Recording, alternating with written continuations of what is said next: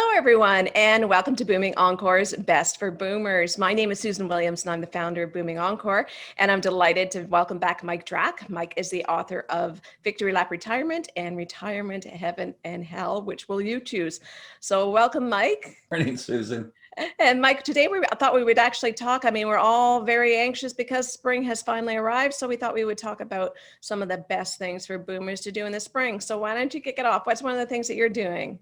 Well, you know what? Yeah, I'm so happy. The warm weather's here, and I got a nice vibe going, and I started to feel self-motivated. So, first thing I did is I went down in the basement, got my bicycle, and took it in the garage, pumped up the tires, and rode it over to the bike shop. And I said, "Here, clean it up and put a new bike computer on it." And I'm excited to be able to go out and start riding again.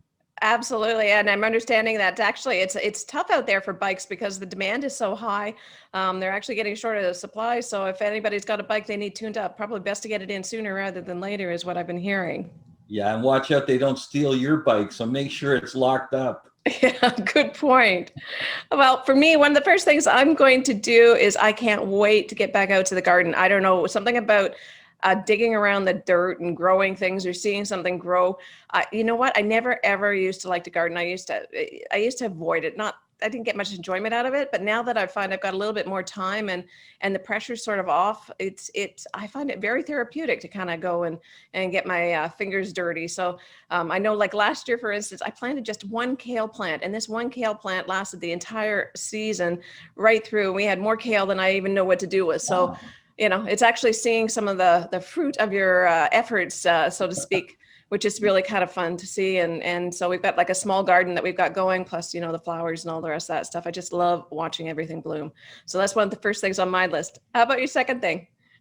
The second thing I did was, I really enjoy this. I go to the front closet and I take out all the winter coats and everything.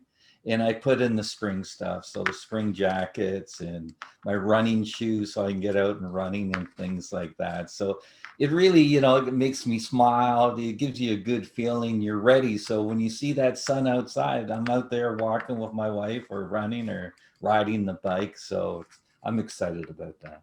Yeah, there's something really kind of nice about getting those heavy clothes put away and out of sight, and And seeing the the lighter food. clothing Yeah. come in. And that's sort of on my list too for the second thing. I've decided I've got to actually add some color into my wardrobe.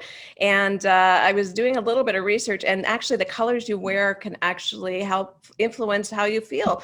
So for instance, I've got to find some yellow, because some yellow is supposed to be joy, happiness, and optimism. And I think right now, after the winter we've had and with the pandemic, we all could use a bit of that. So hopefully the next time we chat, maybe I'll be wearing something yellow.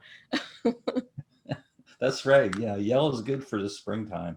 It In sure the is. third Okay, and what about your third thing, Mike? The third thing I did is it's the thing that makes me happiest is I go down the basement, I bring up all my fishing equipment and I check it out and put it all together out in the garage.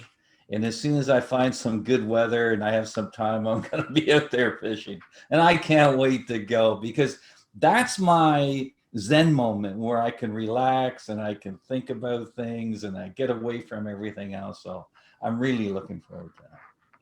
It sounds wonderful. I'm also thinking sort of similar, but slightly different. One of the things I'm hoping to do is, like yourself, sort of enjoy the finally the good weather for those of us that are in the colder areas for sure. But also make it a little bit more interesting rather than just walking the neighborhood. I'm going to try and at least once a week meet up with friends in different places and see different parts of the city, just to kind of shake it up a bit and get a change of scenery. I don't know about you, but I've been feeling a little bit housebound, a little bit tied up, seeing the same stuff over and over again. And there's so many areas of the city that I haven't necessarily explored. And I'm thinking this might be a good way to kind of build this into my schedule to, do something different, get a change of scenery, enjoy the weather, do something social, and at the same time, have a little bit of fun. No, that's smart. And you need variety. So if you're walking the same path, 4 times a week, sure it gets boring.